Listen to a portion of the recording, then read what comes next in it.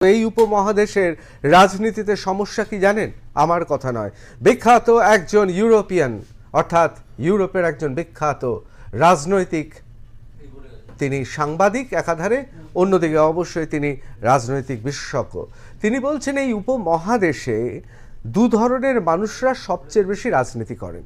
এক, যারা বিদেশে শিক্ষিত অর্থাৎ অক্সফোর্ড, কেমব্রিজ, সরবন, গুটেনবার্গ বা মার্কিন যুক্তরাষ্ট্রের বিখ্যাত বিশ্ববিদ্যালয় থেকে পাশ করে আসেন, অসাধারণ চোস্ত ইংরেজি বলেন, তারা যারা স্বভাবগতভাবে যারা সবসময় উন্নাসিক তারা, এবং অন্যদিকে যাদের পড়াশোনা খুব কম বা পড়াশোনার প্রতি যাদের কোনো রকম আশা ভরসা নেই, অপরাধে সিদ্ধহস্ত এবং যারা বিভিন্নভাবে মানুষকে বোকা বানাতে পারেন। গোটা উপমহাদেশেই এই প্রবণতা আছে। পশ্চিম বাংলার রাজনীতি একটু অন্যরকম ছিল, তার কারণ সেখানে স্বাধীনতার পর থেকে একের পর এক এমন সব ঘটনা ঘটেছে যেখানে আমরা দেখেছি যে দীর্ঘদিন ধরে সেখানে মেধা সমস্ত রাজনৈতিক দল, সেটা পুরনো কংগ্রেস হতে পারে, সেটা কমিউনিস্টরা হতে পারে, সেটা জনসংঘ বা আজকের যারা ভারতীয় জনতা পার্টি করছেন তাদের পূর্বসূরীরা হতে পারে, সেখানে পড়াশোনা, বিদ্যা, বুদ্ধি, শিষ্টাচারের একটা জায়গা ছিল। এরপর কি হলো? ক্রমশ আমরা এমন দিকে এগোতে থাকলাম যে মস্তান থেকে শুরু করে চলচ্চিত্রের তারকা, যেহেতু গণতন্ত্র সবাই দাঁড়াতে পারে নির্বাচনে, তারাও দাঁড়িয়ে পড়ছেন। আবার নতুন প্রবণতা শুরু হয়েছে, অনেকে বলছেন একটা নতুন মাইলস্টোন। সেই মাইলস্টোনটা হচ্ছে ধর্মের নামে রাজনীতি, অর্থাৎ কে মন্দির করবেন, কে মসজিদ করবেন, এ নামে রাজনীতি চলছে। একবার প্রথমেই আমরা দেখে নেব এই রাজ্যের মাননীয় মুখ্যমন্ত্রী মমতা বন্দ্যোপাধ্যায় তিনি কি বলছেন, এবং তারপর দেখে নেব বিরোধী দলনেতা শুভেন্দু অধিকারী কি বলছেন। এক নজরে দেখে নেব। এইটা আমরা বছর কয়েক আগেই সিদ্ধান্ত নিই, দীঘায় ঘুরতে ঘুরতে, যে আমরা সমুদ্র সৈকত সরণিতে একটা জগন্নাথ মন্দির করব। তখন আমরা পুরীর জগন্নাথ মন্দিরের যে হাইট, সেই হাইট অনুযায়ী আমরা এটা করব বলে ঠিক করি। আমি নিজে জায়গাগুলো ভিজিট করি, আমার সাথে গভর্নমেন্টের সব অফিসাররাও ছিল। সেদিনের চিন্তাভাবনার জোরে আজকে 3-4 বছর টাইম লেগেছে এই এত সুন্দর একটা জগন্নাথ মন্দির, জগন্নাথ ধাম তৈরি করতে। এবং পুরীর সাথে নিশ্চয়ই আমরা তুলনা করব না, কারণ ওদেরটা ওদের মতো, আমাদেরটা আমাদের মতো। ওদেরটা রাজারা করেছেন দীর্ঘদিন আগে, আমাদেরটা আমরা সরকারের পক্ষ থেকে করছি, টোটাল টাকাটাই সরকারের। জায়গাটা অনেক বেশি আছে, এখানে প্রায় 20 একর জমি আছে, ভোগঘর আলাদা আছে, স্টোর রুম আলাদা আছে, গেস্ট রুম আলাদা আছে, বিশ্রাম নেবার জায়গা আলাদা আছে, পুজো দেবার জন্য পুজোর ডালাঘর তৈরি হবে, এবং সেলফ হেল্প গ্রুপের কিছু মেয়েকে লোকাল জিনিস বিক্রি করে দেওয়ার ব্যবস্থাও হবে, পাশে হবে, সেটা তৈরি হবে আস্তে আস্তে। আমরা এখনো পর্যন্ত প্রায় 250 কোটি টাকা খরচা করেছি, আরও হয়তো কিছু খরচা করতে হবে, কারণ মাসির বাড়ির ওদিকটাও আমাদের আরেকটু ডেভেলপ করতে হবে, ঘাটটাও ডেভেলপ করতে হবে। রথযাত্রা এবার থেকে শুরু হবে এখানে, এবং আমরা একটা ট্রাস্টই তৈরি করেছি চিফ সেক্রেটারির নেতৃত্বে। তাতে জেলা শাসক, এসপি, সনাতন ধর্মের যে সভাধিপতি, ইসকনের যে পশ্চিমবাংলার চার্জে রাধারমন বাবু আছেন, তাছাড়াও পুরীর দৈত্য, হ্যাঁ, তারপরে মাসির দেব মন্দিরে যে পুজো করতেন জগন্নাথ দেবের এখানকার লোকাল, ওনাকেও রাখা হয়েছে।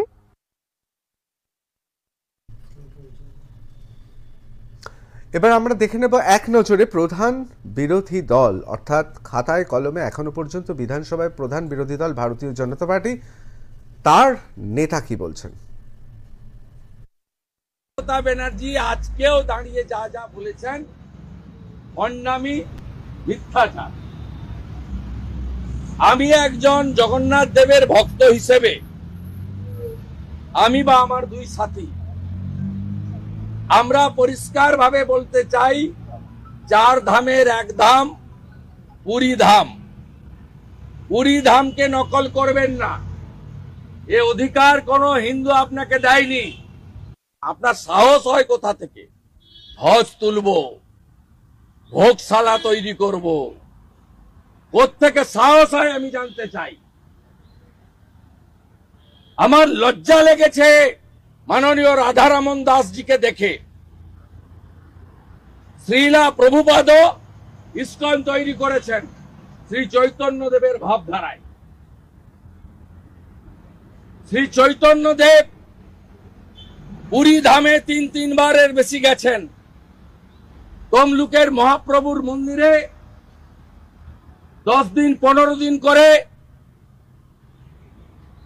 প্রবাস করেছেন। প্রত্যেক বছর আমি মহাপ্রভুর মন্দিরে শ্রী চৈতন্য দেবের শুভাগমন হিসাবে শোভাযাত্রা করি আমরা হিন্দুরা। আপনি পাশে দাঁড়িয়ে আপত্তি করলেন না মাননীয় রাধারমনজি? আপনার আপত্তি করা উচিত, কারণ আপনি ইসকন কলকাতার একজন কার্যকর্তা। বাংলাদেশ নিয়ে ডেলি টিভিতে আপনার বচন শোনা যায়। আপনি আজকে মমতা ব্যানার্জির পাশে দাঁড়িয়ে আপত্তি না করে শ্রীলা প্রভুপাদ, প্রভু শ্রী চৈতন্য দেব, শ্রী পুরী ধাম, তাকে অপমান করলেন মমতা ব্যানার্জি। 26 সালে হিন্দু ভোট আপনি পাবেন না। আপনি একটা ভেজাল হিন্দু, আপনি হিন্দু বিরোধী। হিন্দুরা ইউনাইটেড হচ্ছে এই আতঙ্কে এইসব করে বেড়াচ্ছেন। আর আপনার ভণ্ডামির মুখোশ আমরা শুধু ভাষণে নয়, একেবারে ডকুমেন্ট দিয়ে বলছি, আপনার হিটকো। অনেকে বলেছেন খেলা জমে উঠেছে, তার কারণ ধর্ম খুব গুরুত্বপূর্ণ হয়ে উঠলে অনেক প্রশ্ন, অর্থাৎ শিক্ষা, স্বাস্থ্য, পানীয়, এসবকে খেলার মাঠের বাইরে নিয়ে যাওয়া যাবে। অনেকে বলছেন এই খেলা দারুণ জমে উঠবে, তার কারণ যদি ভারতীয় জনতা পার্টি আর তৃণমূল খেলাতে নেমে পড়ে, অন্তত মন্দির মসজিদের কারখানা তৈরি করে, তাহলে বামেরা কোথায় যাবে? কোথায় যাবে আইএসএফ? কোথায় যাবে সিপিআইএমএল? কংগ্রেসই বা কী করবে? আমাদের অনুষ্ঠানে রয়েছেন আইএসএফ এর বিধায়ক নওশাদ সিদ্দিকী। আমি কথা দিয়েছি খুব তাড়াতাড়ি ছেড়ে দেবো, অনেক দূরে যাবে। আমাদের সঙ্গে রয়েছেন শর্বরী মুখোপাধ্যায়, আমার অত্যন্ত প্রিয় ছোট পর্দা বড় পর্দার অভিনেত্রী এবং ভারতীয় জনতা পার্টির মুখপাত্র। আমাদের সঙ্গে রয়েছেন অম্বিকানন্দ মহারাজ, নামেই যথেষ্ট, সবাই চেনেন। এবং আমাদের সঙ্গে রয়েছেন সম্রাট চক্রবর্তী, তৃণমূল কংগ্রেসের মুখপাত্র। আমি প্রথমেই একবার নওশাদের কাছে চলে যাব। যেভাবে মন্দির আর মসজিদ হবে, আমি কিছুক্ষণের বাদেই দেখাবো যে হুমায়ুন কবির, তৃণমূল কংগ্রেসের মুর্শিদাবাদের দাবাং নেতা, তিনি সেখানে বাবরি মসজিদ করে দেবেন। আর রাম মন্দির যিনি করবেন তিনি আমাদের স্টুডিওতেই আছেন। এত মন্দির মসজিদ হলে কোথাও মনে হচ্ছে না যে আইএসএফ কোনো মতে তাও একটা পেয়েছে? আমি জানি আপনি খুব আশান্বিত যে শওকত মোল্লা এবং আরাবুল ইসলাম মারপিট করছেন, সেই সুযোগে আপনি নেপোয় মারে দইয়ের মতো ভাঙরটা আবার নিয়ে নেবেন। কিন্তু এইভাবে মন্দির মসজিদ হলে আমার তো আইএসএফ বাম আর কংগ্রেসের জন্য ভয় হচ্ছে। আমি প্রথম বলি, শওকত মোল্লা সাহেব, আরাবুল সাহেবের যে লড়াই আদর্শের লড়াই নয়। এই লড়াই বরঞ্চ আমরা ক্ষতিগ্রস্ত হচ্ছি, ভাঙর মানুষই ক্ষতিগ্রস্ত হচ্ছে। আমাদের এখানে কোনো তাদের লড়াইয়ে আমরা লাভবান হব, ওই লাভটাও আমরা যদি 1%ও হয় সেটা আমরা নিতে চাইছি না। কারণ ওরা লড়াইটা করছে সিন্ডিকেটকে কন্ট্রোল করবে। এবার প্রসঙ্গে আসা যাক, যে আপনি যেটা বলছেন এই মন্দির মসজিদের ব্যাপারটা হচ্ছে, দেখুন এটা আজকে হুমায়ুন কবির সাহেব বললেন মসজিদ হবে বেলডাঙ্গাতে, বাবরি মসজিদ হবে। অম্বিকানন্দ মহারাজজি বললেন আপনার মন্দির করবেন, রাম মন্দির বিভিন্ন জায়গায় মুর্শিদাবাদের 22টা। তো ব্যাপারটা হচ্ছে রাম মন্দির আপনি নিউ টাউনে যাবেন কিন্তু রাম মন্দির অলরেডি আছে, এরকম আছে, বা মসজিদও বিভিন্ন জায়গা আছে। নামটা নিয়ে এখন হচ্ছে চর্চা হচ্ছে, কারণ এখন রাম মন্দির আর বাবরি মসজিদ নিয়ে এখন 6 ডিসেম্বর গিয়েছে, সবার টাটকা মনে আছে, দিন যত চলে যায় মানুষ ভুলে যায়। তো এটা নিয়ে চর্চা হচ্ছে, এটাকে কাজে লাগাতে হবে। তো ব্যাপারটা হচ্ছে আমি দুজনের কাছেই, আমি এখানে কাছেই আছে, যখন আমরা বলবো আশা করছি কেউ আমাদের এটা নিয়ে চর্চা একবার আমরা করছি না যে মুর্শিদাবাদে সব থেকে বেশি পেঁয়াজ উৎপাদিত হয় পশ্চিমবাংলার মধ্যে, কিন্তু ওখানকার যে রাম ঠাকুরের ভক্ত হোক আর যে হযরত মুহাম্মদ সাল্লাল্লাহু আলাইহি ওয়াসাল্লামের ফলোয়ার্স হয়ে আল্লাহর কাছে যিনি সেজদায় নামাজে যান, তারা দুজনেই কিন্তু উৎপাদিত ফসলের সঠিক দাম পায় না, বিকজ অফ আমাদের এখানে আছেন সম্রাট বাবুরা আছেন, তাদের সরকার ওখানে একটা মাল্টিপারপাস কোল্ড স্টোরেজ বানিয়ে দেয়নি বলে। ফলে কি হয়, যে রাম ঠাকুরের ভক্ত বা যে আল্লাহকে বিশ্বাসী, তারা দুজনেই কিন্তু দিনের শেষে তাদের উৎপাদিত ফসলের সঠিক দাম পাচ্ছে না। ফলে মধ্যখানে ভুঁইফোড়েরা তাদের অর্থ যেটা পাওয়া দরকার মিনিমাম যে আছে এমএসপি যেটা আছে সেটা সঠিক পাচ্ছে না। ফলে তারা কি হচ্ছে, তাদের ফসলটা কম দামে বিক্রি করে দিতে হচ্ছে। এই যে প্রতিটা বিধানসভায় একটা করে উনি ধার্মিক মানুষ, তার ধর্মচর্চার এগিয়ে নিয়ে যাবেন, পূর্ণ স্বাধীনতার দেশ দিয়েছে। কিন্তু যদি আমি অনুরোধ করবো অম্বিকানন্দ মহারাজজিকে, আপনি রাম মন্দিরের সাথে সাথে এটা আওয়াজ তুলুন।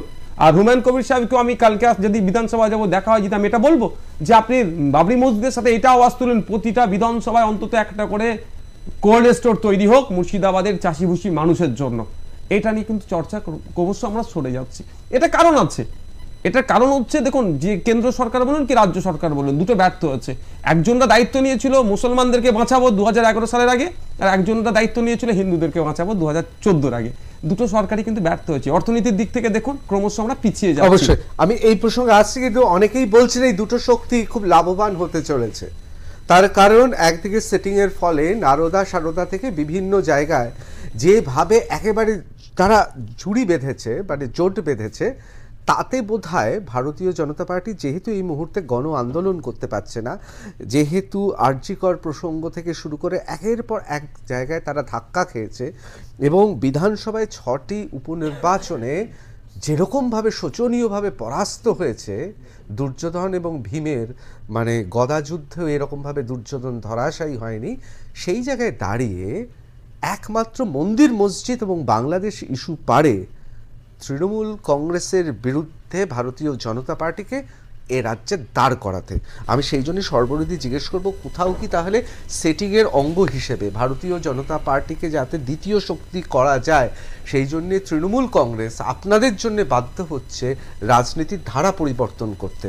তার কারণ বিরোধী হিসেবে আপনারা খাতায় কলমে বিধানসভায় তো এখনও বিরোধী, কিন্তু আরজিকর প্রসঙ্গে এবং বিভিন্ন জায়গায় আপনাদের যা ফলাফল, যে আর কতদিন আপনারা মূল বিরোধী থাকবেন, অর্থাৎ এখানকার দ্বিতীয় বৃহত্তম পার্টি থাকবেন, এই নিয়ে একটা সংশয় জেগেছে।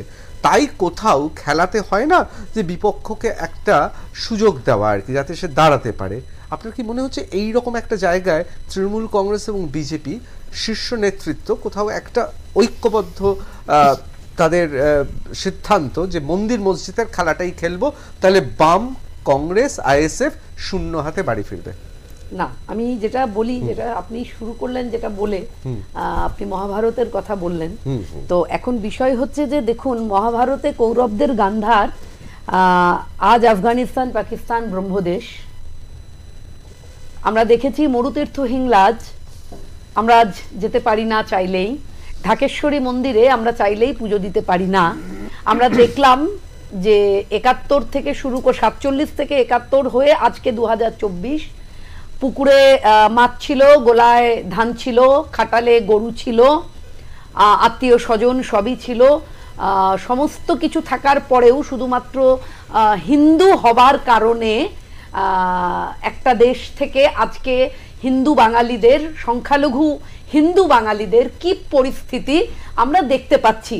আমরা দেখতে পাচ্ছি কিভাবে সন্ধে নামলেই হিন্দু মহিলারা কাকে, মানে তাদের ঘরের পুরুষ মানুষেরা মেয়েদের, বোনেদের বা স্ত্রীদের কোথায় লুকিয়ে রাখবে সেটা ঠিক করতে পারছে না। অন্ধকার নামার সঙ্গে সঙ্গে একেবারে তাণ্ডব শুরু করছে ইসলামিক মৌলবাদ।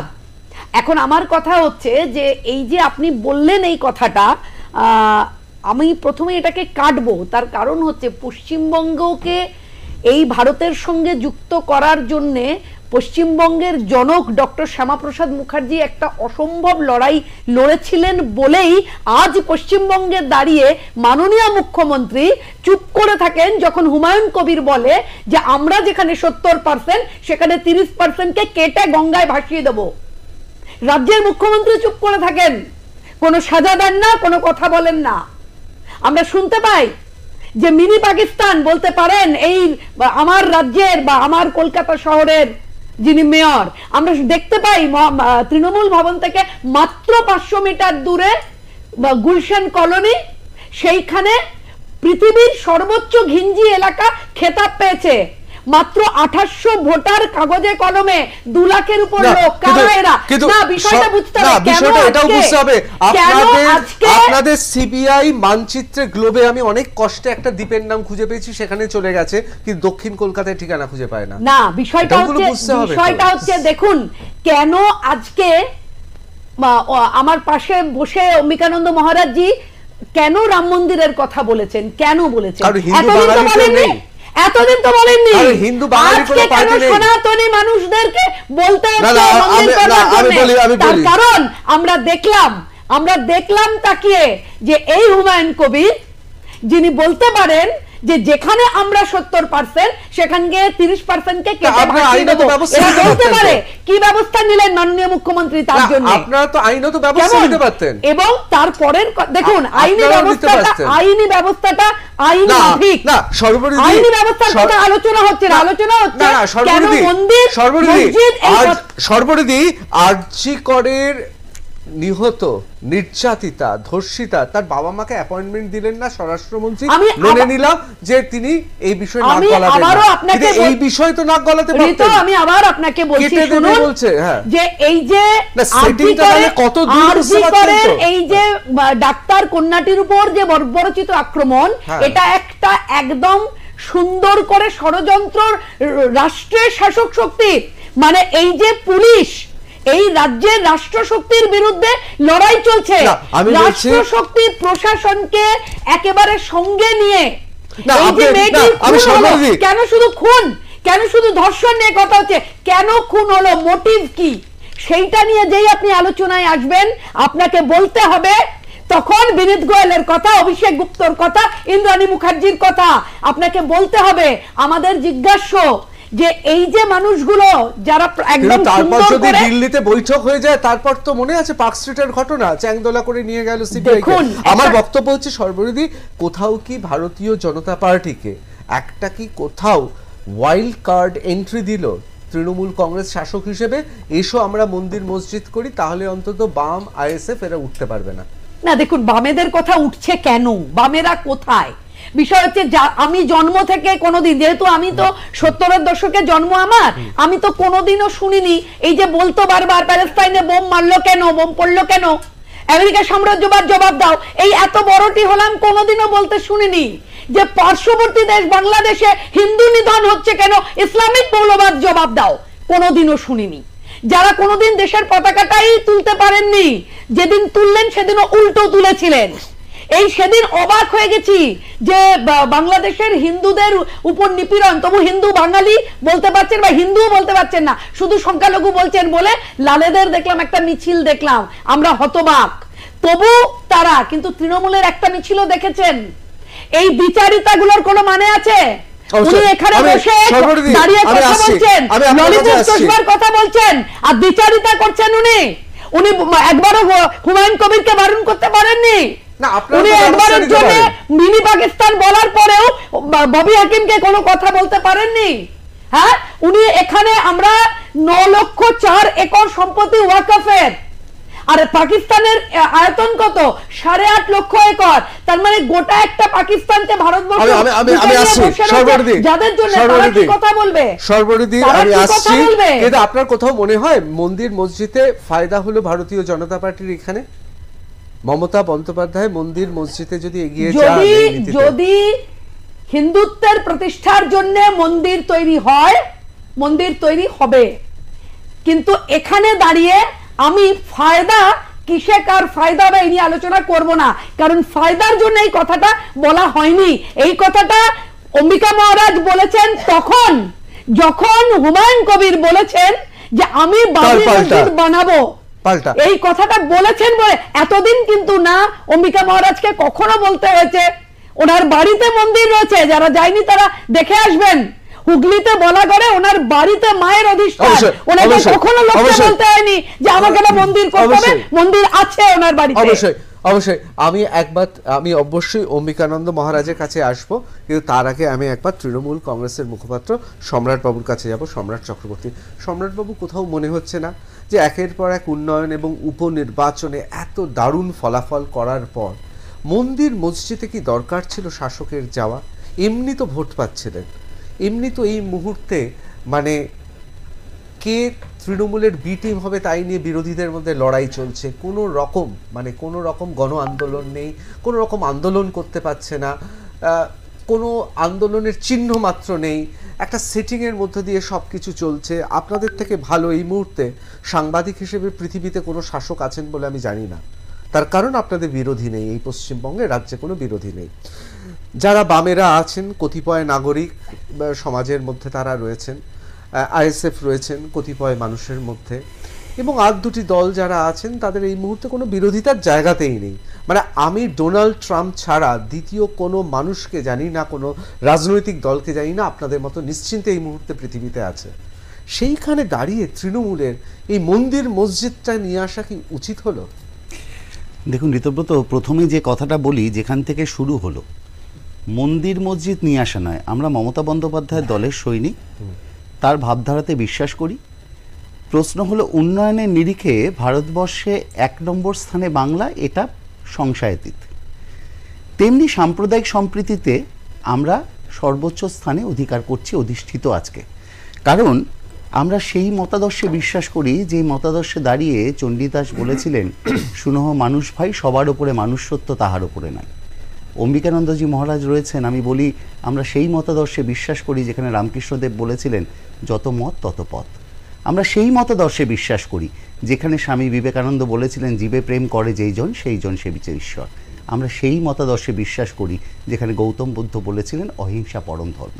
আমরা সেই মতাদর্শে বিশ্বাস করি।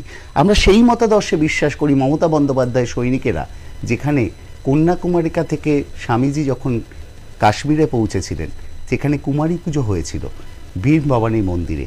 সেখানে কুমারী পূজা যাকে করা হয়েছিল তিনি একজন মুসলমানের কন্যা ছিলেন। পূজার উপাচার যিনি জোগাড় করেছিলেন তিনি খ্রিস্টান ধর্মাবলম্বী ভগ্নী নিবেদিতা ছিলেন। আর পুজো যিনি করেছিলেন তার নাম স্বামী বিবেকানন্দ ছিলেন। আমি হিন্দুর সন্তান, আমিও হয়তো সকালবেলা উঠে বলি অং জবা কুসুমসং কাশং কাশ্যপেয়ং মহাদ্ভুতিং ধন তারিং সর্ব পাপগ্ন প্রণতস্মি দিবাকরম। আমার দল, আমার নেত্রীকে হিন্দু ধর্ম যিনি শিখিয়েছেন তার নাম নরেন্দ্র মোদী নয়, তার নাম নরেন্দ্রনাথ দত্ত। আমরা সেই ধর্মে বিশ্বাস করি। আমরা এই পশ্চিমবঙ্গে দেখি যে রেড রোডে হাজার হাজার আমার সংখ্যালঘু ভাইরা নামাজ পড়ে, সেই রেড রোডেই মা দুর্গার কার্নিভাল হয়। সেই রেড রোডেই আমরা দেখি মুখ্যমন্ত্রী দাঁড়িয়ে থাকেন নামাজের, ঈদের নামাজের সময়। আমরা দেখি মুখ্যমন্ত্রী দাঁড়িয়ে আছেন কার্নিভালের সময়। সামনে বড়দিন আসছে, চার্চে গেলে দেখা পাবেন মুখ্যমন্ত্রী। গুরুদ্বারা গিয়ে দেখতে গেলে আপনারা দেখতে পাবেন মুখ্যমন্ত্রী রয়েছে। সর্বধর্মকে, বৌদ্ধ ধর্ম থেকে শুরু করে সমস্ত ধর্মের একটা মেলবন্ধন এই বাংলার মাটিতে উন্নয়নের নিরিখে এগিয়ে রয়েছে। একটা জিনিস, হিংসার বাতাবরণ থাকলে, পরস্পর হানাহানি থাকলে, ভেদাভেদ থাকলে, বিভেদ থাকলে উন্নয়নকে দীর্ঘস্থায়ী চিরস্থায়ী এগিয়ে নিয়ে যাওয়া যায় না। বাংলা তাই সাম্প্রদায়িক সম্প্রীতির রাজ্য হিসেবে পরিণত যিনি করেছেন তিনি আর কেউ নন, বাংলার মুখ্যমন্ত্রী মমতা বন্দ্যোপাধ্যায়। আমাদের অবশ্যই খুব সুন্দরভাবে গুছিয়ে বললেন, কিন্তু আমার একটা প্রশ্ন, ধৃষ্টতা মার্জনা করবেন। আমি আমার জীবনের টেলিভিশন সাংবাদিক জীবনের প্রথমে আমি পুরীর রথযাত্রা কভার করতাম, প্রায় প্রতি বছরই যেতাম আর কি। আমার জগন্নাথ দেবের মন্দিরের সামনে আমার সবচেয়ে বেশি যেটা ভালো লাগতো, প্রচুর ষাঁড় সেখানে ঘুরে বেড়াতো। এখন বাংলার রাজনীতির পরিপ্রেক্ষিতে ধরুন যে গরু দুধ দেয় তার 2-1টা লাথি খাওয়া যায়, কিন্তু ষাঁড়ের লাথি কি হতে পারে আমি জগন্নাথ দেবের মন্দিরের সামনে দেখেছি। এখন আমার প্রশ্নটা হচ্ছে, এই যে ধরুন জগন্নাথ দেবের মন্দির মানেই সেখানে কলা, সেখানে ষাঁড়, এগুলো থাকবেই আনুষঙ্গিক। আমি কোনো রকম কাউকে বিরোধিতাও করছি না, আমি ছবিটা তুলে ধরছি। তা আপনার মনে হচ্ছে গরু দুধ দেয় লাথি খাওয়া যায়, কিন্তু সংখ্যাগরিষ্ঠর জন্য এই ধরনের এই মুহূর্তে পদক্ষেপ নিয়ে রাজনৈতিকভাবে শাসকের অর্থাৎ তৃণমূল কংগ্রেসের কোনো লাভ হলো? দেখুন, আমি একটু আগে শুভেন্দু অধিকারী বিরোধী দলনেতার বক্তব্য শুনছিলাম এবং সোশ্যাল মিডিয়াতে তিনি লিখেছেন সনাতন ধর্মাবলম্বী তিনি। শুভেন্দু অধিকারী সনাতন ধর্মাবলম্বী কিভাবে, কখন, কিভাবে হলেন উনি এইটাই জানেন না। উনি যে বক্তব্য রেখেছেন তাতে বলেছেন জগন্নাথ দেবের অবমাননা। আচ্ছা, হিন্দু শাস্ত্রে তো এই কথাটা বলা আছে যে বিভিন্ন দেবদেবীর মন্দির বিভিন্ন স্থানে হতে পারে এবং তার উদাহরণ দেখা গেছে। দীঘাতে প্রথম এবং জগন্নাথ অনেক মন্দির রাজা রানীরা এরকম মন্দির করেছেন। করেছেন। দীঘাতে প্রথম জগন্নাথ দেবের মন্দির হয়েছিল নাকি? খিদিরপুরে নেই, মাহেশে নেই। তাহলে শুভেন্দু অধিকারী, আমি ঋতব্রত, এটা রাজনৈতিক শো, আমি খুব পরিষ্কারভাবে বলতে চাই, আমি টিয়া পাখি নিয়ে বসিনি, আমি হাত দেখতে পারি না, কিন্তু আমি বলতে পারি যে বিজেপি কতগুলো আসন পাবে আমি জানি না, তবে বিরোধী দলনেতা আগামী বিধানসভায় বিজেপি থাকবে না, এবং শুভেন্দু অধিকারী বিধানসভায় এই আগামী 26-এর নির্বাচনের পরে প্রবেশ করবে না। হিন্দু তাস খেলে লাভ নেই, কারণ মমতা বন্দ্যোপাধ্যায়কে বাংলার মানুষ মনের ভেতরে আশ্রয় দিয়েছে। বাংলার মানুষের মন দখল করেছেন যিনি, তার নাম মমতা বন্দ্যোপাধ্যায়। আমি আপনার কাছে আসছি, আমি একবার শুধু অম্বিকানন্দ মহারাজের কাছে চলে যাব। অম্বিকানন্দ মহারাজ, আপনি একজন খুব তেজস্বী মানুষ, অনেক কাজকর্মের মধ্যে থাকেন। হুমায়ুন যদি বলতেন বাবরের নামে মসজিদ করবেন তাহলে মানতাম, কিন্তু স্বয়ং বাবর তার মেয়ের লেখাতে স্পষ্টভাবে পরিষ্কারভাবে উল্লেখ আছে যে তিনি মৃত দেহ অর্থাৎ তার যে শরীর তিনি কখনোই চাননি এখানে তার কবর দেওয়া হোক, তিনি চেয়েছিলেন ফারগানাতে অর্থাৎ আফগানিস্তানে তাকে নিয়ে যাওয়া হয়, কারণ এদেশ তার নয়। তাও বুঝতাম যদি হুমায়ুন বলতেন বাবরের নামে আমি একটি মসজিদ করতে চাই। আমাদের এ রাজ্যের বিধায়ক হুমায়ুন কবির বললেন, আর আপনি সঙ্গে সঙ্গে মুর্শিদাবাদের একটা রাম মন্দিরও করে ফেলার কথা ঘোষণা করলেন, মানে কেন? মানে আমি জিজ্ঞেস করছি কেন? প্রথম কথা আপনাকে বলি, আপনাদের একটা কাকতালীয় বলে বাংলাতে একটা শব্দ আছে। এই কাকতালীয় শব্দটা কিরকম? না, ধরুন ঝড়ে বক মরল, ফকিরের কেরামতি বাড়ল, ইত্যাদি ইত্যাদি। এখন আপনি বাবরের পুত্র হুমায়ুনের কথা বলেছেন, বাবরের সমাধি এই দেশে নেই। আমি এখানে নওশাদ ভাই আছেন, নওশাদ ভাইয়ের প্রতি আমার যে ভারতবর্ষের বসবাসকারী সমস্ত সংখ্যালঘু সম্প্রদায়ের, আমি তাদের সংখ্যালঘু দেখি না, আমি মুসলিম হিসেবেই বলি, মুসলিম ভাই হিসেবেই বলি, সেই মুসলিম ভাইদের সঙ্গে বাবরের ঠিক কী কানেকশন? কোনো কানেকশন নেই। যদি বাবরের সাথে কানেকশন থাকতো তাহলে যে মুসলিম ভাইয়েরা 1946-47 সালে দেশভাগ হওয়ার পর যারা দ্বিজাতি তত্ত্বের কথাটাকে উড়িয়ে দিয়ে জিন্নাহ এবং সুরাবর্দির চক্রান্তটাকে নস্যাৎ করে দিয়ে যারা এপারের মাটিতে ছিলেন তারা রাষ্ট্রবাদী মুসলিম, এ নিয়ে কোনো সন্দেহ নেই। এই রাষ্ট্রবাদী মুসলিমদের মধ্যে নওশাদ ভাইয়েরা পড়েন, এ নিয়ে আমার কোনো বক্তব্য নেই। এখন কথা হচ্ছে রামকে নিয়ে তো সমস্যা থাকার কোনো ব্যাপার নেই। আর রাম মন্দিরের সঙ্গে হুমায়ুন কবিরকে আমি নেতা বলে মনেই করি না। আপনাকে আমি খুব দ্ব্যর্থহীন ভাষায় বলি, সাংবাদিকরা আপনারা যেটা করেছেন সেটা যাই হোক, যে কোনো কারণেই হোক, ব্যাপারটা একটা কাকতালীয়ই হয়েছে যে হুমায়ুন কবিরের মন্তব্যটার পরিপ্রেক্ষিতে আমার বক্তব্যটা যে কোনো কারণে আগে থেকেই ভেবে রেখেছিলেন। আমি বহুদিন ধরে ভেবেছিলাম যে মুর্শিদাবাদে রাম মন্দির করবো। কেন করবো সেটাও বলে দিই। ঋতুদা, আপনি ইতিহাসের ছাত্র এবং ইতিহাস সম্বন্ধে আপনার গবেষণা নিয়ে আমি জানি ব্যক্তিগতভাবে। মুর্শিদাবাদ জেলাটা এমন একটা জেলা যেটা উত্তরবঙ্গ এবং দক্ষিণবঙ্গের ঠিক মধ্যবর্তী স্থানে অবস্থান করে। মুর্শিদাবাদকে মুর্শিদ কুলি খায়ের নাম দিয়ে চেনার থেকে বাঙালির কথা বলছি, হিন্দু মুসলমান নির্বিশেষে বাঙালির অনেক বেশি করে চেনা উচিত মহারাজা শশাঙ্কের নাম দিয়ে, মহারানী ভবসুন্দরীর নাম দিয়ে, মহারানী ভবানীর নাম দিয়ে। মহারাজা শশাঙ্ক যদি সেদিনকে অখণ্ড বঙ্গ সাম্রাজ্য তৈরি না করতেন, আজকে আমরা বঙ্গাব্দ পেতাম না, আর আমরা নিজেদের বাঙালি বলে এত বাঙালি বাঙালি চিৎকার করতে পারতাম না, বা অমুক বাঙালি তমুক বহিরাগত এসব তত্ত্ব খাড়া করতে পারতাম না। শশাঙ্কের রাজধানী কর্ণসুবর্ণ যে মুর্শিদাবাদে, সেখানে যদি ভারতবর্ষের প্রথম রাজ চক্রবর্তী সম্রাট, যদি আপনি তাকে কোনো দেবতা হিসেবে নাও মানেন, ঐতিহাসিক কিংবদন্তি একজন পুরুষ হিসেবে মানেন, যিনি আসমুদ্র হিমাচলকে এক সুতোয় গেঁথেছিলেন, সেই রামচন্দ্রের মন্দির হয়, তাতে আপত্তি কোথায়? প্রথম থেকেই আমাদের একটা প্ল্যানিং ছিল যে আমরা রাম মন্দির তৈরি করব। অযোধ্যার বিকল্প তৈরি করতে পারবো কি পারবো না জানি না, কারণ আমি মুখ্যমন্ত্রীর মতো অতটা উচ্চ স্তরের মানুষ নই যে আমি বলবো যে আমি পুরীর বিকল্প জগন্নাথ মন্দির তৈরি করব, সেটা সম্ভব নয়। কারণ পুরীতে ভগবান জগন্নাথ দেবের যে ব্রহ্মবস্তু আছে সেটা উনি হাজার তপস্যা করলেও দীঘাতে করতে পারবেন না। আমি ওনার মন্দিরকে ছোট করছি না, জগন্নাথ দেব সর্বত্র বিরাজমান, যাহা যাহা নেত্র করে তাহা তারা কৃষ্ণস্পুরে। আমরা জানুয়ারি মাস থেকে আমরা প্রথমে যেটা করছি সেটা হচ্ছে একটা ট্রাস্ট ফরমেশন হচ্ছে, বঙ্গীয় রাম মন্দির নির্মাণ পরিষদ ট্রাস্ট। এর মধ্যে একটা বঙ্গীয় শব্দ আছে, এবং আমি এখানে আমার আশপাশে যে তিনজন রয়েছেন, মানে আমাদের বিধানসভার বিধায়ক নওশাদ সিদ্দিকী রয়েছেন, আমার পাশে সর্বরিমা রয়েছেন, আমার পাশে তৃণমূল কংগ্রেসের মুখপাত্র সম্রাটবাবু রয়েছেন, আমি প্রত্যেককে বলছি আপনারা এদেশের নাগরিক হিসেবে এই মন্দির তৈরির কাজে আমাকে সহযোগিতা করুন। কেন করবেন? 10 সেকেন্ডে নওশাদ ভাই বলছিলেন যে দেশে শিক্ষা নেই, যে দেশে সম্প্রীতির বাতাবরণ আছে, যে দেশে উন্নয়ন নেই, যে দেশে মানুষ খেতে পায় না, সেই দেশে রাম মন্দির, আমি আপনাকে বলছি নওশাদ ভাই, আমার এই বক্তব্যের মধ্যে দিয়ে একদম দ্ব্যর্থহীন ভাষায়, দেখুন এ পর্যন্ত সমগ্র মুর্শিদাবাদে 27টি জমি আমরা পেয়েছি মোটামুটি আনুমানিক।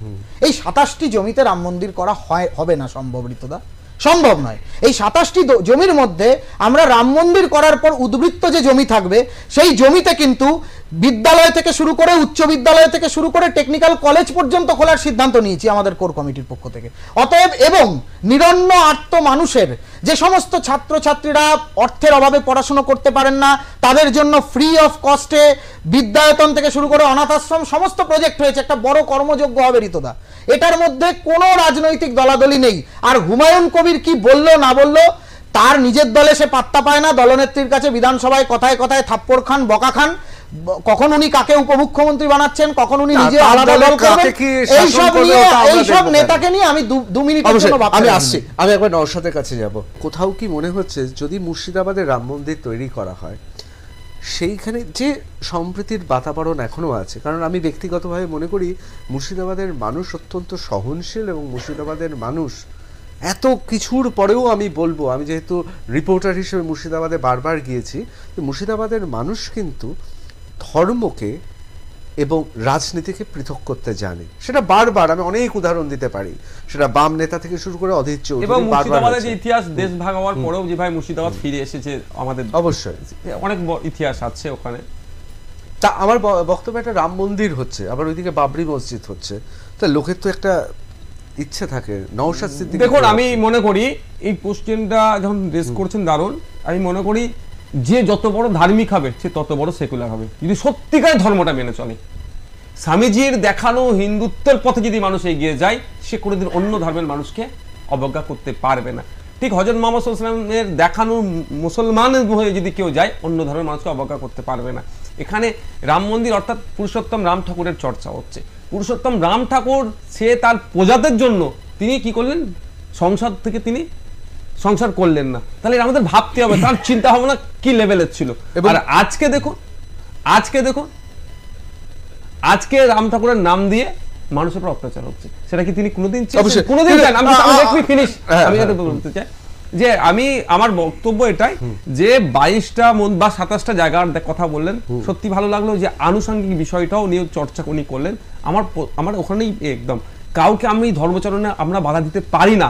ইভেন যারা ধর্মচারণ করেন আমাদের দেশে, আমাদের মহান সংবিধান আমাদেরকে 2 বছর 11 মাস 18 দিনের অক্লান্ত পরিশ্রমে বাবা সাহেব আম্বেদকরের নেতৃত্বে যে সংবিধান তৈরি হয়েছে, পরে অ্যামেন্ডমেন্ট হয়েছে, সেখানে কিন্তু যে ধর্মচারণ করে তারও যেমন পূর্ণ স্বাধীনতা হয়েছে, যারা তথাকথিত ধর্মে যারা তথাকথিত নিজেদেরকে যারা নাস্তিক বলে তারাও কিন্তু মাথা তুলে থাকতে পারে।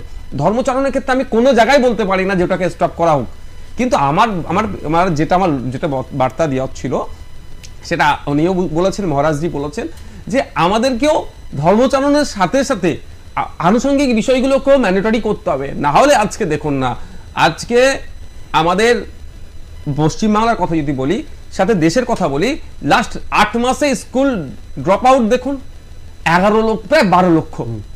কাদের বাড়ি? যদি আমি সংখ্যার অনুপাতে দেখি, আমি যেটা বললেন সত্যি, আমি যদি আমার অম্বিকানন্দ মহারাজজির মতো যদি সবাই আমরা ভাবি, সত্যি আমাদের জন্য খুব পজিটিভ যে আমরা সংখ্যালঘু সংখ্যাগুরু নিয়ে আমরা ভারতীয়, এটা ভাবনা অবশ্যই সবার মধ্যে আসা দরকার।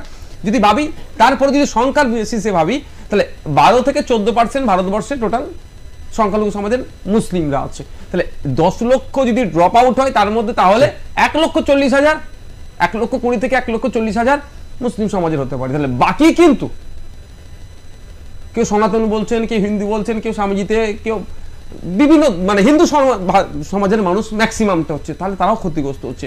আমার বার্তাটা এখানে এটাই যে আমাদের অপুষ্টিতে ভোগা শিশু সংখ্যা বেড়ে যাচ্ছে, সেটা আমাদেরকেও কিন্তু কমানোর জন্য আমাদেরকে উদ্যোগ নিতে হবে। দেশ আমাদের, দেশ আমি 10 থেকে 15 সেকেন্ড নেব, দেশকে আমাদেরকে এগিয়ে নিয়ে যেতে হবে। আমরা যেমন চিৎকার করি ফান্ডামেন্টাল রাইটস বলে, শিক্ষা, স্বাস্থ্য, কর্মসংস্থান, হ্যান ত্যান, কিন্তু ফান্ডামেন্টাল ডিউটিসটা আমরা পালন করতে ভুলে যাচ্ছি 51 যেটা 1976 42তম সংশোধনীতে এসেছে। ঠিক একইভাবে যদি আমাদের মেন্টালিটি, চিন্তা ভাবনাকে আমাদেরকে আরো এগিয়ে, আরো বৃহত্তর ভাবে আউট অফ বক্স ভাবতে হবে, যে আমাদের সমগ্র মানুষকে নিয়ে না এগিয়ে গেলে দেশ জাতি এগিয়ে যেতে পারে না। অবশ্যই ব্যাপারটা হচ্ছে আউট অফ বক্স, দারুণ কথা। কিন্তু এই আউট অফ বক্স ভাবতে গিয়ে প্যালেস্তাইনের জন্য গলা ফিটিয়ে চিৎকার করতে গিয়ে বামেদের কি অবস্থা হয়েছে দেখতে পাচ্ছেন। এই জায়গায় দাঁড়িয়ে যখন মন্দির আর মসজিদ, দেখুন ধর্মটা তো বাজারে সবচেয়ে বেশি, মানে এটা খুব দুঃখের বিষয়। ধর্ম হওয়া উচিত ছিল দর্শন, ধর্ম হওয়া উচিত ছিল জীবনশৈলী, কিন্তু ধর্মই হয়ে গেছে সবচেয়ে বেশি ব্যবসার কারণ, বিভিন্নভাবেই আমি বলছি।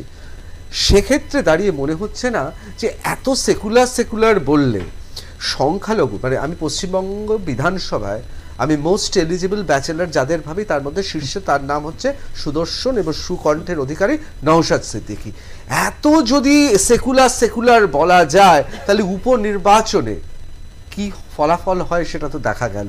মনে হচ্ছে না এইবার কোথাও সংখ্যালঘুদের জন্য এই মুহূর্তে মুখ তোলা উচিত, কথা বলা উচিত, চেঁচানো উচিত? দেখুন, আপনি পার্টিকুলার পশ্চিমবাংলাতে যদি আমি বলি, কে শান্তিতে আছে? অম্বিকানন্দ মহারাজজি শান্তিতে আছে না নওশাদ সিদ্দিকী শান্তিতে? আপনি যদি আমাকে কেউ বলেন, নেই। আমি আপনাকে বলছি সম্রাট বাবু শান্তিতে নেই, সম্রাট বাবু শান্তিতে নেই। কারণ সম্রাট বাবু না নাই, সম্রাট বাবু জানছেন যে তার পরবর্তী ইনার পোস্টটা কে নেবে, এখন ধাক্কাধাক্কি চলছে। কেউ আমরা শান্তিতে নাই। আমাদের লক্ষ্য যেন প্রত্যেকে শান্তিতে থাকে। আমি যদি সংখ্যালঘুর কথা বলি, সংখ্যালঘু একটা ভালো সেফ নিল, একটা কমপ্লিট পার্সন যদি হয়, বাংলাটাকে ঢুকি একটা হাত যদি সংখ্যালঘু হয় তো অপর হাতটা সংখ্যাগুরু হতে পারে। শুধু সংখ্যালঘুকে আপনি ভালো করলেন, সংখ্যাগুরুদেরকে আপনি অবজ্ঞা করলেন, তাহলে সে বিশেষভাবে সক্ষম বলা হবে না। আমাদের একদম লক্ষ্য ওটাই যে আমরা চাকরি, শিক্ষা, কর্মসংস্থান, স্বাস্থ্য ব্যবস্থা সব মৌলিক অধিকারগুলো মানুষ যাতে পায় তার জন্য চিৎকার করব। আউট অফ বক্সে চলে যাবেন না তো? আউট অফ বক্সই তো, মানে বাইরে চলে যাবে। এইটাই আমাদের চিন্তা ভাবনা, এটাই চিন্তা ভাবনা। এটার জন্য যদি আপনি বলেন আপনার ভোট আমার কমতে পারে, আমি সিট আমি হারাতে পারি, কিন্তু আমার লক্ষ্য মানুষের কাছে আমি পৌঁছাতে আজকে না সাকসেস হলো, আগামী দিনে সাকসেস হব, তখন মানুষ বুঝতে পারবে না, লং টার্ম দীর্ঘ একদম মানুষ বুঝতে পারবে দিনের শেষে যে আমার ডলারটা, টাকাটার মানটা কত আসলো, পশ্চিমবাংলার জিডিপি বা দেশের জিডিপি বাড়ছে কি কমছে, এটা নিয়ে মানুষকে চর্চা করতে হবে। যখনই আপনি চর্চা করতে যাচ্ছেন তখনই হুমায়ুন কবির সাহেবকে দিয়ে বা হুমায়ুন কবির সাহেব বলে দিচ্ছেন বাবরি মসজিদ, যখনই আপনি চর্চা করতে যাচ্ছেন অম্বিকা মহারাজজি বলে দিচ্ছেন বাবরি মন্দির, এই সরি রাম মন্দির। আমি একবার দ্রুত চলে যাব। কোথাও মনে হচ্ছে যে মরা গাঙে ভরা জোয়ার নিয়ে আসার জন্য শাসক যে তাসটা বাড়িয়ে দিয়েছে, আর বাংলাদেশে কুর্নিশ করুন, সালাম করুন সেই সব জঙ্গিদের, মরা গাঙে জোয়ার এনে দিয়েছে। এই মুহূর্তে মুখ থুবড়ে পড়া বিরোধীরা কোথাও ভারতীয় জনতা পার্টি এই বঙ্গে আবার দাঁড়াতে পারবে? মানে আমি বলছি আর্যিকর পরবর্তী পরিস্থিতিতে। না, বিষয়টা হচ্ছে যে আমি শুধু আমার পাশে যেহেতু মানে নওশাদ ভাই বসে রয়েছে এবং তিনি যেহেতু বারবার যে সময়টা বা যে স্বপ্নের কথা বললেন, যে স্বপ্নের উনি একটা নৌকো শুরু করে দিলেন চালাতে, তা সেই নৌকোটাতে সেই স্বপ্নের ফেরিওয়ালারা তাদেরকে কেন দেখতে পেলাম না যে তারা যেমন সুরক্ষিত আমার দেশে, তেমনি পার্শ্ববর্তী দেশে যখন হিন্দু নিধন চলছে, আজও চলছে, তখন তারা কেন রাস্তায় নেই? কেন রাস্তায় নেই? ওই যে আউট অফ বক্স আমি জানতে চাই যে কেন তারা রাস্তায় নেই। তারা যেমন পেঁয়াজের কথা বলছেন, তারা যেমন শিক্ষা স্বাস্থ্যের কথা বলছেন, তেমনি তারা নিরাপত্তার কথাও তো বলবেন। তো আজকে তো পার্শ্ববর্তী দেশটার হিন্দু মানুষের উপর, মহিলাদের উপর, শিশুদের উপর বর্বরচিত আক্রমণ, এবারে ভারতীয় জনতা পার্টি বা সনাতনী সমাজ ছাড়া আর কে কোথায় কথা বলছে? আমি কেন দেখতে পাচ্ছি না নওশাদ ভাইকে একটা বড় করে মিছিল কথা বলছে, কিন্তু চেকপোস্টের উপরে হিন্দু বাঙালিরা কাঁদছে, তাদের কেন ঢুকিয়ে নেওয়া হচ্ছে না? আমি একটা কথা বলবো, কেন পাকিস্তান থেকে যে হিন্দুরা এসেছিল তাদের ফিরে যেতে হয়েছিল? 324 জন উত্তর দিতে হবে। আমি ওই প্রশ্নের উত্তর দেবেন আমাদের সরবরি দিদি যারা আছেন। আমি শুধু একটু বলবো, হয়তো দিদি ব্যস্ততার জন্য জানতে পারেননি, ডে 1 থেকে আজকের দিনেও দাঁড়িয়ে বলছি, বাংলাদেশের সংখ্যালঘু হিন্দুদের উপর যে অত্যাচার হচ্ছে, পশ্চিমবাংলার আইনসভার একজন আমি সর্বকনিষ্ঠ না হলেও এখন হয়তো হিসাবে আমি একজন সদস্য হিসাবে কোনোদিন মেনে নিতে পারি না। তীব্র নিন্দা ধিক্কার জানাচ্ছি। সর্বপ্রথম আমরা গিয়ে বাংলাদেশ ডেপুটি হাই কমিশনের ভবনে যেনারা দায়িত্বশীলেরা আছেন তাদেরকে ডেপুটেশন নিতে আমরা না, বাধ্য দিয়েছিলাম। করেছি। এবার শুধু ওইটা নয়, সাথে সাথে রীতিমতো যখন যে প্রশ্ন মিডিয়ার সম্মুখীন হতে হচ্ছে বাংলাদেশের অত্যাচার বন্ধ করতে হবে এটা বলে এসেছি। ইভেন বাংলাদেশে আমাদের জাতীয় পতাকাকে অপমান করা হচ্ছে কেন সেটাও বলে এসেছি। এবং আমাদের বলার প্রভাবটা কতটা হয়েছে, গত পরশুদিনকে বাংলাদেশের ইন্টেরিয়াম গভর্নমেন্টের প্রেস সচিব যে প্রেস স্টেটমেন্ট দিয়েছে সেখানে সরাসরি উল্লেখ করেছে 66টা মামলা দায়ের হয়েছে। আমরা বলেছিলাম যে মামলা দায়ের করতে হবে, তাদেরকে গ্রেফতার করতে হবে। এটা আমার শেষ করতে দিন একটু। 66টা মামলা দায়ের হয়েছে, 70-এর অধিক মানুষকে গ্রেফতার করেছে যারা বাংলাদেশের সংখ্যালঘুদের উপর অত্যাচার করছে। কিন্তু দিদি আমি আপনার কাছ থেকে আশা করব সাম্বাল থেকে শুরু করে উত্তরাখণ্ড থেকে শুরু করে এবং ইভেন আপনার মণিপুরেও যেগুলো হচ্ছে সেগুলো নিয়ে আমাদের চর্চা করতে হবে।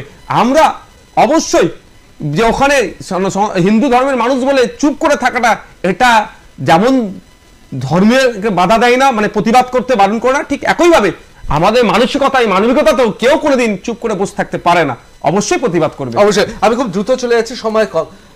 রাম মন্দিরের সাধারণত একটা ধারা তৈরি হয়ে গেছে, সাধারণত পূর্বে যা হয় সেটা তো ধারা হয়, প্রচলিত হয়, নির্বাচন এলে 7 তাড়াতাড়ি উদ্বোধন হয়। মুর্শিদাবাদের রাম মন্দির হলেও 2026 আগে তাড়াতাড়ি অর্ধ সমাপ্ত রাম মন্দির উদ্বোধন করার সাহস কি আপনি দেখাবেন? কারণ আপনি তো ধার্মিক মানুষ। না না, রাজনীতির সঙ্গে নির্বাচনের সঙ্গে রাম মন্দিরের কিছু নেই।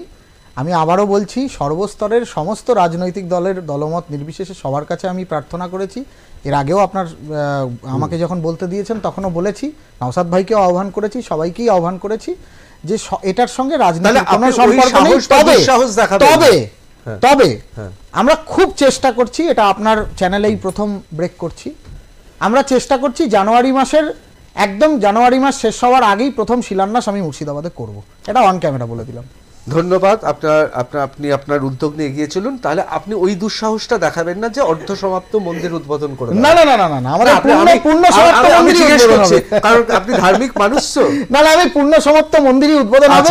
এবং আমাদের রাম মন্দির যখন উদ্বোধন হবে, আমি with due respect to all, আমি 4 মঠের 4 শঙ্করাচার্যকেও জানাবো এবং রামচন্দ্রের রাম মন্দির বিষয়ে সবচেয়ে বেশি পাণ্ডিত্য এবং সবচেয়ে বেশি প্রগাঢ় জ্ঞান যার, আমাদের সকলের পরম পূজ্য আচার্য রামভদ্রাচার্যজি, তাকেও আমি জানাবো। অবশ্যই। আমি একবার যাই, বাংলা একটা কথা আছে, সুখে থাকতে ভূতে কেলয়। তৃণমূল কংগ্রেস এখন যে অবস্থায় আছে পশ্চিম বাংলায়, দূর দূরান্তে কোনো বিরোধী নেই। আপনারা শুধু মাঝে মাঝে গুটি কয়েক আমাদের মতো অর্বাচীন সাংবাদিক ছাড়া বিরোধী তো খুঁজেই পাচ্ছেন না ময়দানে। সেই জায়গায় সুখে থাকতে ভূতে কেলয়, দরকার ছিল মন্দির মসজিদ? না, সেটা প্রশ্ন নয়। মন্দির মসজিদ ভারতবর্ষের রাজনীতির প্রেক্ষিতে মন্দির মসজিদ এই তাস দেশের প্রধানমন্ত্রী খেলেছেন, সেটা প্রশ্ন নয়। প্রশ্ন হচ্ছে অম্বিকানন্দজি রাম মন্দির করবেন, রাম আমাদেরও দেবতা। একদম তাই, রাম আমাদেরও দেবতা, সেই আমি সেটা বলছি না, রাম আমাদেরও দেবতা, আমাদের কোনো আপত্তি নেই। কিন্তু আমি জানতে চাইছি, আমাদের দেশের প্রধানমন্ত্রী 2014 সালে ক্ষমতায় আসার আগে বলেছিলেন না খাউঙ্গা না খানে দুঙ্গা। তা আমরা ভেবেছিলাম, অনেক কিছু ভেবেছিলাম, পরে দেখা গেল যে উনি এখানে বসে না খাওয়ার কথা বলেছেন, পার্সেল করে বাইরে নিয়ে গিয়ে খাওয়া যায়, সেটা উনি পরিষ্কার করে দিয়েছেন। কিন্তু আমরা পরবর্তী ক্ষেত্রে রাম মন্দিরের সময় একটা নতুন কথা শুনলাম অস্ফুট শব্দে, যেটা না রাখুঙ্গা না রাখনে দুঙ্গা, মানে আমার সাথে আমার স্ত্রী যশোদাবেন থাকবে না, রাম মন্দিরে রামের পাশে সীতা দেবী থাকবেন না। আমি অম্বিকানন্দজি মহারাজের কাছে জিজ্ঞাসা করছি, আপনার রাম মন্দিরে কি সীতা দেবীর স্থান পাবেন? আমার রাম মন্দিরে কাটলাম সম্রাট ডাকে, রাম মন্দিরে যে রয়েছে ভব্য মন্দিরে রাম লালা, মানে রামের শৈশব, তখন তো মা সীতা ছিলেন না। 1 2 হচ্ছেন আমাদের রাম, রাম আমাদেরও দেবতা, সম্রাট বাবু বললেন। কিন্তু আমরা গোটা পশ্চিমবঙ্গ দেখেছে জয় শ্রীরাম বললে মাননীয় মুখ্যমন্ত্রী তারা করছেন। জয় শ্রীরাম যদি সন্ত্রাসের মন্ত্র হয়, জয় শ্রীরাম যদি সন্ত্রাসের মন্ত্র হয়, সর্বক্ষণে প্রতিবাদ করে। জয় শ্রীরাম সন্ত্রাসের মন্ত্র, এই বাংলায় জয় শ্রীরাম সন্ত্রাসের মন্ত্র। জয় শ্রীরামটা ছিল বিজেপির, এখন হিন্দু ভোট চাই, তাই রাম আমাদের দেবতা, এটা আমরা কোনোদিন অস্বীকার করি, অবশ্যই কোনোদিনও অস্বীকার করি। আমি একেবারে সন্ত্রাসের মন্ত্র লাগে এই ভারতবর্ষে, এই ভারতবর্ষে জয় শ্রীরামের সন্ত্রাসের মন্ত্র। একেবারে শেষ, নতুন খেলা, নতুন প্রবণতা শুরু হলো দক্ষিণ ভারত। হ্যাঁ, আমাকে বলতে দেন। না না, কি বলতে দিন, বলুন। হ্যাঁ, সময় একেবারে শেষ। আমার বক্তব্য খুব পরিষ্কার। আমি সম্রাট বাবুকেও আশ্বস্ত করছি, সর্বরিমাকেও আশ্বস্ত করছি, সবাইকে আশ্বস্ত করছি, বাংলার রাম, বাঙালির রাম যে রামকে আমরা অযোধ্যা রামের রামরাজাতলায় পূজা করেছি, যে রাম ভগবান শ্রীরামকৃষ্ণের আরাধ্য দেবতা রঘুবীরকে আমরা দেখেছি, যে রাম বাংলার যুগ যুগে রামায়ণী গানের মধ্যে ছিল, সেই নবদুর্বাদল রামকেই আমরা পূজা করব এবং সেই রামকেই আমরা প্রতিষ্ঠা করব সপরিবার উইথ বজরংবলী, হনুমান, সীতামাতা, ভরত, শত্রুঘ্ন সবাই। এবং আগের অযোধ্যার রাম মন্দিরের যে ত্রুটিগুলো আছে সেগুলো সংশোধন করে না, এই বিষয়ে অনেক এটাই অনেকে চাইছেন, রাম মন্দির হোক, বাবরি মসজিদ হোক। বাবর কি চেয়েছিলেন? ইতিহাস চুলোয় যাক, রাম মন্দিরে কি কি উপাচার থাকবে তাই নিয়ে আমরা ব্যস্ত হয়ে উঠি। কোথায় মুর্শিদাবাদে রাম মন্দির হবে, কোথায় বাবরি মসজিদ হবে তাই নিয়ে জলঘোলা হোক। কিন্তু শিশুরা খেতে পাবে নাকি? কতগুলো সরকারি স্কুল বন্ধ হয়ে যাবে, কতগুলো সরকারি স্কুল প্রমোটিং হবে, কেন্দ্র রাজ্য সম্পর্কে কান্নাকাটি এবং তারপর রাতের অন্ধকারে আবার টাকা চলে আসা, তার খবর না দেওয়া, এই সমস্ত চলবে। আসলে বাংলায় বিরোধী বলে এই মুহূর্তে কেউ নেই। ডোনাল্ড ট্রাম্প ছাড়া এই মুহূর্তে তৃণমূল কংগ্রেস ছাড়া এত সুবিধাজনক অবস্থায় সারা পৃথিবীর কোনো রাজনৈতিক দল নেই। তার কারণ বিরোধীরা অশ্বডিম্ব প্রসব করছেন প্রতিদিন। দু একজন অর্বাচীন সাংবাদিক এবং ইউটিউবার ছাড়া এই মুহূর্তে কেউ নেই। আর সেই জন্যই অনেকে বলছেন বন্ধুকে বাঁচানোর জন্য নতুন তাস। বন্ধু কি নিতে পারবে সেই তাস? বন্ধু কি স্কোর করতে পারবে? অন্তত সম্মানজনক পাস মার্কস পেতে পারবে? 2026-এ এমন অবস্থা বিরোধীদের যে শেষ পর্যন্ত ভাবতে হচ্ছে যাদের ভাবার কথা নয় তাদেরও। এসব প্রশ্নের উত্তর দেবে ভবিষ্যৎ। অসংখ্য ধন্যবাদ আপনাদের। আপনাদের কথা বলা, মতামত এবং আপনাদের বিশ্লেষণ আমাদের ঋদ্ধ করেছে। বাংলা জানতে চাই সঙ্গে লাইভ ঋতব্রত এখানেই শেষ করছি।